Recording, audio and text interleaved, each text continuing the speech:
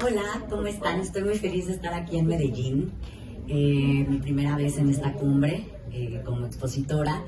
He tenido la oportunidad, perdón, de estar en festivales de cine y veo que por eso también estudié la licenciatura de Ciencias Políticas y luego el cine, porque bien dicen que el cine y la política se llevan muy bien. La verdad es que son de verdad carreras que son muy, muy afines, aunque no lo crean.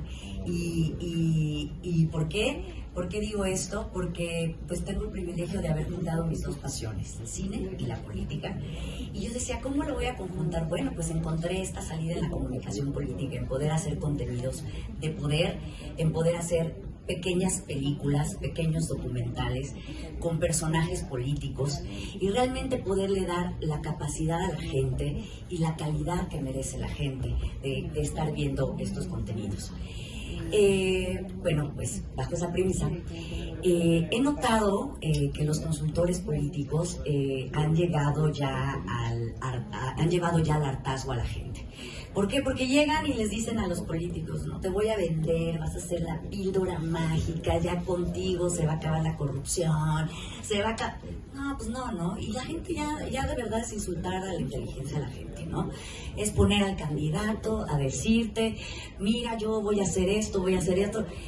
Traigan a fulanito, traigan a la comunidad tal, del municipio tal, ahí está la gente atrás, la filmas y el candidato agarra, se va, ¿no?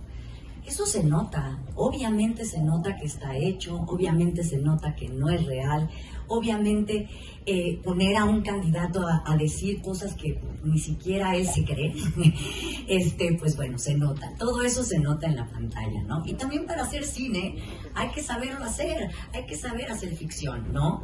En estas dos figuras, tanto en el documental como en la ficción, bueno, en la ficción estás creando un escenario. Bueno, créaselo al personaje, créaselo al político, de tal forma, ¿sí?, que puedas trabajar con la personalidad de ese político.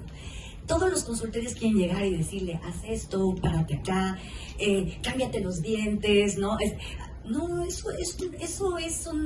son detalles, ¿no? Esos son detalles.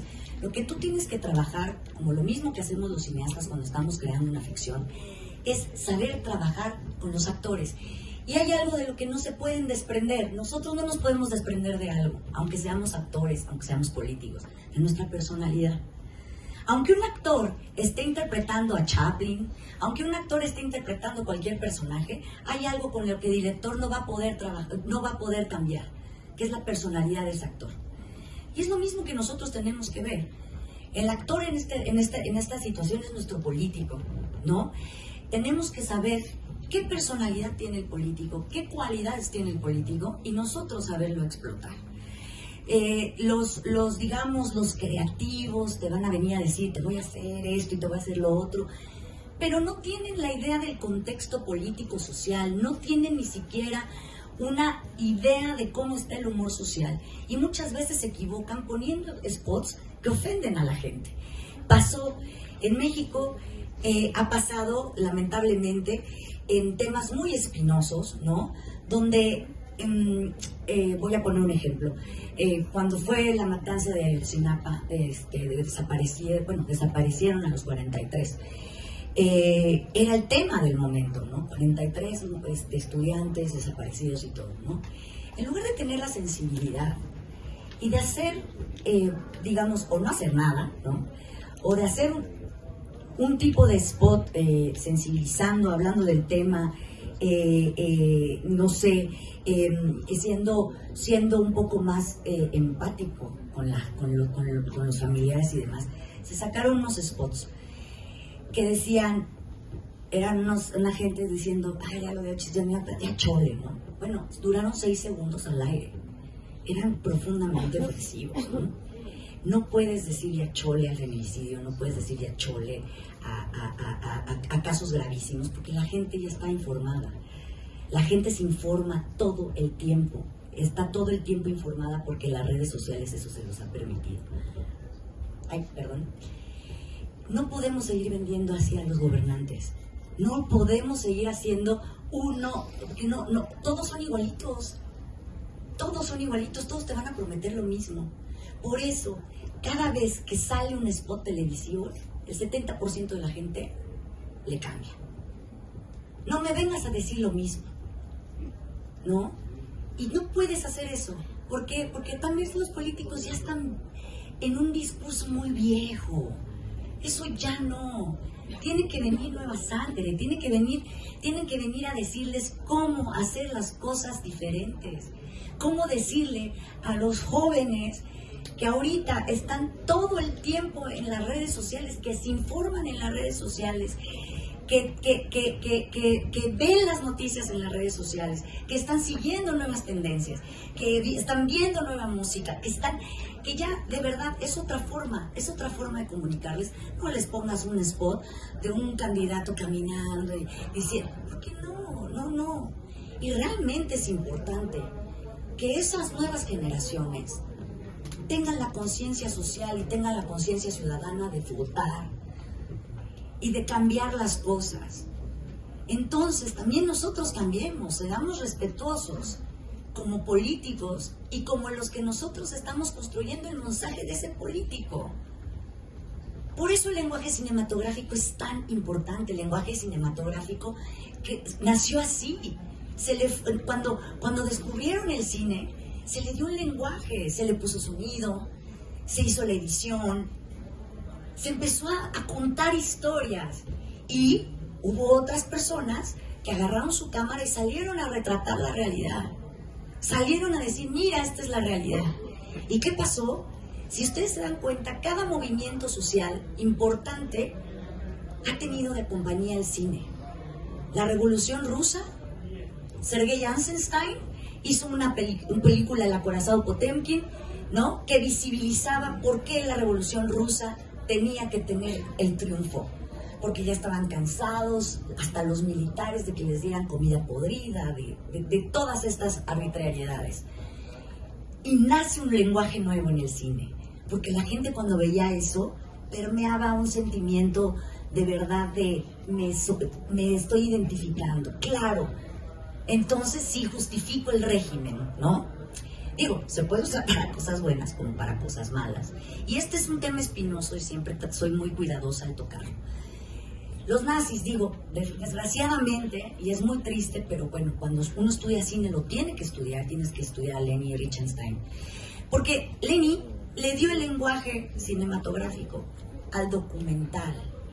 Leni trató de permear esta ideología nazista, nacionalista, en sus documentales como Olimpia, que es una cosa bellísima. Era una mujer que se podía subir al ala de un avión con su cámara y empezó a dar todo un diferente panorama de lo que realmente representaba el documental, porque son puras imágenes de veras, y montadas de una manera que te hacía de verdad a los nazis, les funcionó, porque exacerbaba este nacionalismo, ¿no? Este orgullo, ¿no? Y Leni, bueno, pues ella fue las pioneras documentalistas, mujer desgraciadamente nazi. Pero bueno, a lo que voy es esto, todos los movimientos sociales, por ejemplo, después de la guerra nace el neorrealismo italiano. ¿Qué pasa con el neorrealismo italiano? Que empieza a usar no actores, que empieza a hablar de las crisis de la posguerra. Y historias tan sencillas como ladrón de bicicletas, como a un señor que le roban su bicicleta y ya no puede trabajar, y entonces su hijo lo acompaña en esta odisea de conseguir la bicicleta y de ver. Y es una historia tan real, tan absolutamente real, interpretada, es una ficción, interpretada por no actores, que te habla de la condición en la que estaba sumergida la Italia de la posguerra, ¿no? La Nouvelle Vague, en Francia, cuando empiezan los movimientos sociales estudiantiles, empieza a venir una nueva historia de contar, una nueva manera de contar las historias. Entonces, creo que todo esto, lo digo porque no es una clase de cine, no les quiero dar una clase de cine, les estoy diciendo más o menos cómo es el ejemplificar por qué yo pude juntar mis dos pasiones y por qué puedo y me apasiona hacer la comunicación política.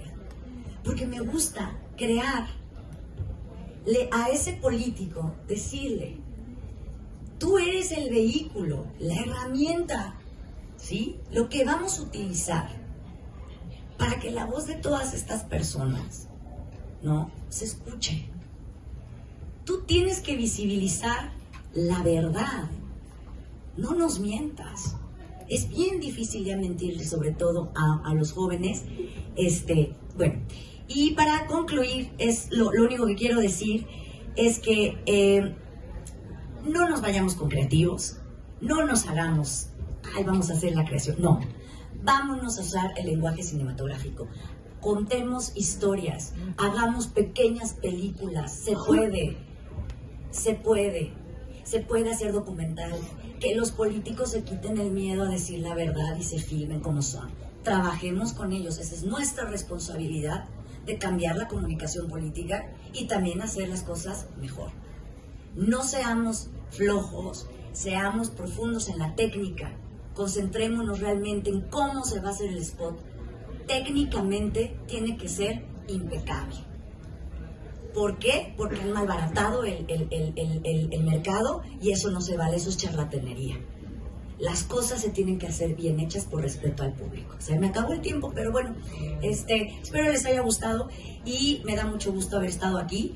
Síganme en mis redes y vean mi documental Bajo Tortura, que gracias a ese documental, gracias al cine, logramos liberar a un hombre que fue torturado después de 25 años injustamente preso. Entonces, para que vean el poder del cine. Así que los invito a seguirme y gracias por recibirme. Medellín, muchas gracias a la cumbre. Y vean cine para que se inspiren todos y puedan hacer buenos contenidos. Vean cine. Con permiso.